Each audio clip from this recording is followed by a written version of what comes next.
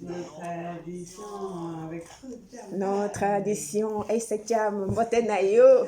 Ça va, merci. Mbotenayo à tous les auditeurs, particulièrement aux Congolais qui nous écoutent, parce que Aïssa, aujourd'hui, nous allons voyager du côté du Congo. Ah oui. Ah ben oui.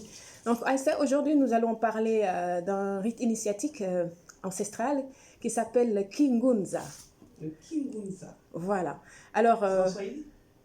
oui, c'est en Kikongo. En Kikongo, d'accord. Voilà. Alors, le Kingunza est une école initiatique de la tradition spirituelle négro-africaine dont l'objectif est d'éveiller l'homme intérieur, c'est-à-dire l'esprit, ou PV, appelé PV en Kikongo. Je vais y arriver. Alors, le Kingunza est aussi une science appliquée très, très puissante, hein, comme toutes les sciences africaines, qui ont d'ailleurs la même source. Même si les procédés sont différents, sachons que la spiritualité africaine est pareille partout, nous avons la même source. D'accord. D'accord. Alors, décortiquons le mot Kingunza. Le préfixe ki désigne la profession pratiquée, la qualification d'une personne.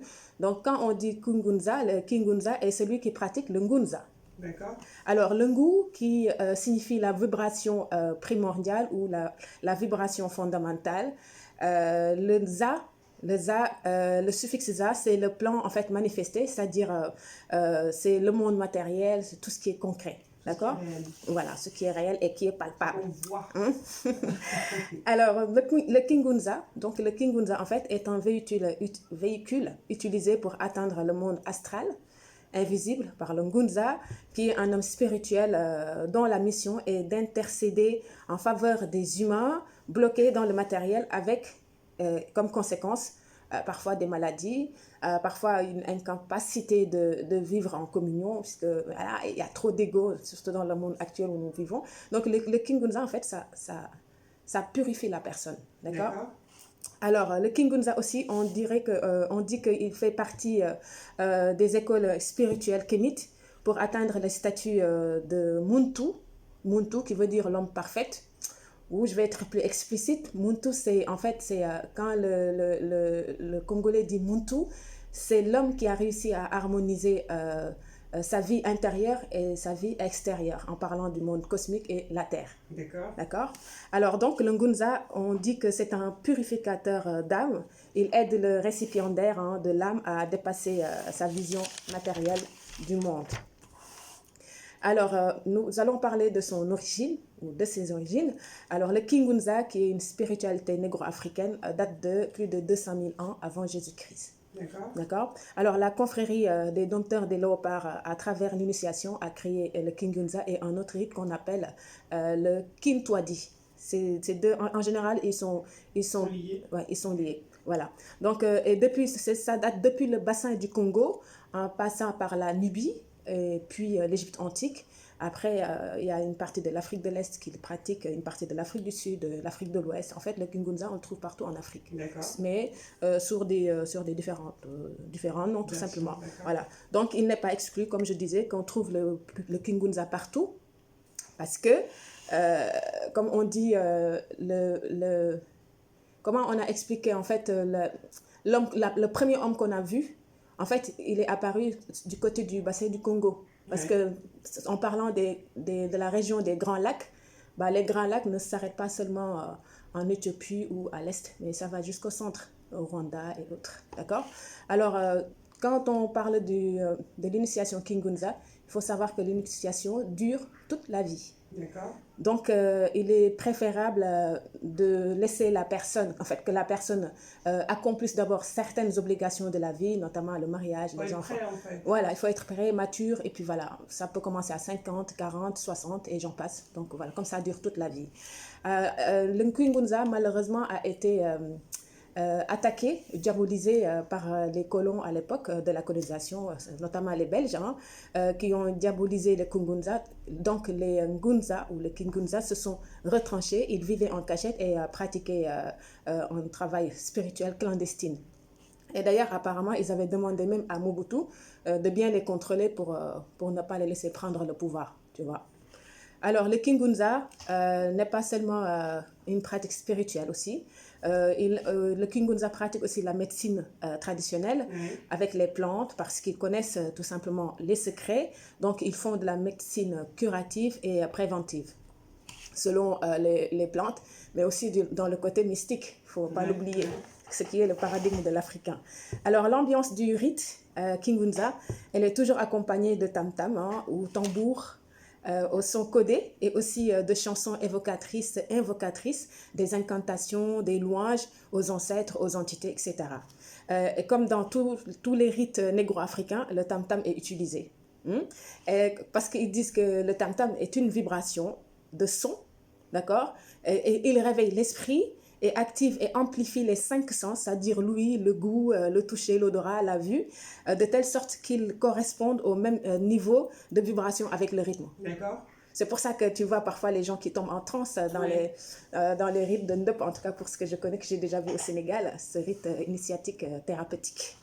Alors, nous allons aussi parler des batteurs des tam-tams, des chanteurs, des hommes, des femmes, c'est-à-dire en fait les personnes qui forment l'ensemble du rite initiatique appelé le Kintwadi, en fait, parce que c'est eux disons que c'est eux qui ont l'assemblée, tout ce qui est chanteur, batteur de tam-tam, enfants, ils le font parfois les rites pour rendre hommage aux ancêtres, donc ils chantent les louanges des ancêtres.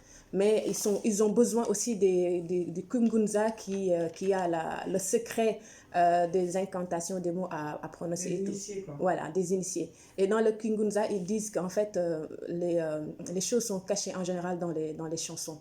Tu vois? Tout est codé dans les chansons. Donc, nous disons que le Kingunza et le Kintwadi sont complémentaires. Hein?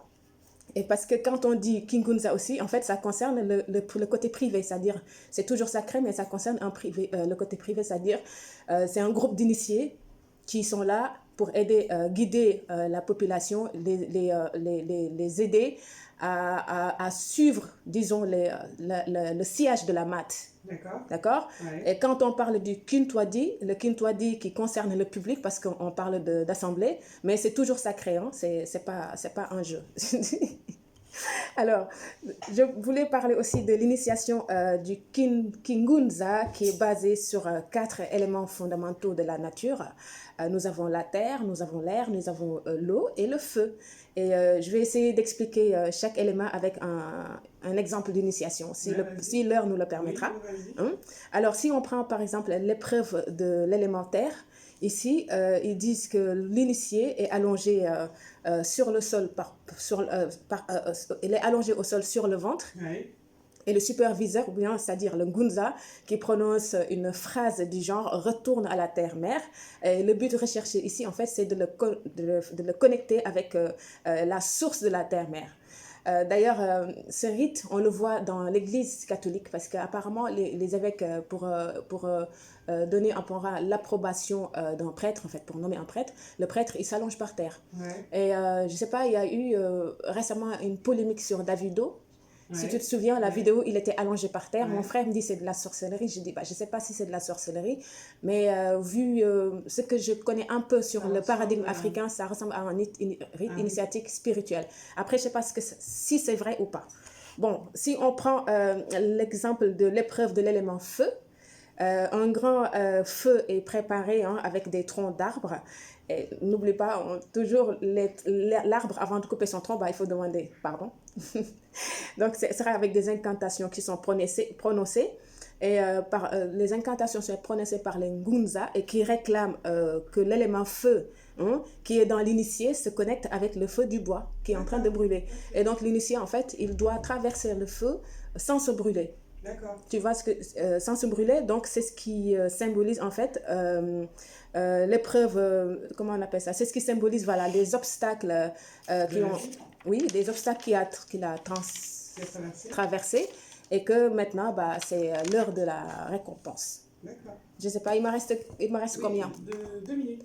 Voilà, je voulais parler de ce livre qui m'a aussi aidé par Jean Ekofo Bokelele, que je remercie énormément, qui m'a beaucoup aidé à préparer cette chronique, plus ce livre qui s'appelle Kingunza Niki, comment il s'appelle, Mazinga Mulolo, voilà, qui est disponible à la librairie Taneri. D'accord. Merci Aïssa. Merci beaucoup, Ruth Lambaye, pour ces traditions africaines.